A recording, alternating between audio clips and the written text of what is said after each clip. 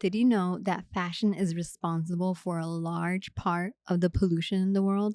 And that comes into three different categories. One is the creation of it, which we know that the majority of the carbon footprint is with the plastic. So any synthetic fiber, like polyester mostly, is going to have a much larger carbon footprint than the natural fibers, such as cotton, is in the care of the garment. So whenever you wash your clothes, it creates another like pollution to the water, to all this stuff. As soon as you wear something, make sure that you, after you finish with it, of course, you hang it up to dry and all of the elements that it has been through in the day can be kind of aired out.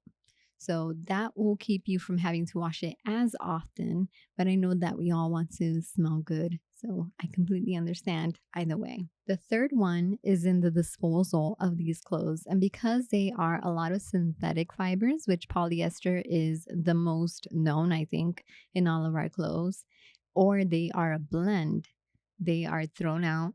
And because they are in those plastics, they don't decompose into the environment like something like cotton or linen would. We need to also keep in mind that just for the creation of these fabrics, it takes a lot. And when fast fashion comes into play, that you're paying so little bit for each garment, it doesn't match up because these are being made in these very poor countries that they don't pay the workers well, and the fabrics take so much from their resources to even be made. For example, for one cotton t shirt, it takes about as much water as you would drink in 2.5 years. For a pair of jeans, it takes 7,500 liters. That's what one person would drink in 7 years. So when you consider these things plus the cost of everything else and plus the labor and everything, and then you get a garment that's like $7 and it's like, why? Why is this $7? Why is this pair of jeans $15 when we know how much goes into it in the material, but also the labor and the creation of it? So it's good for our pockets, but who is being shortchanged here?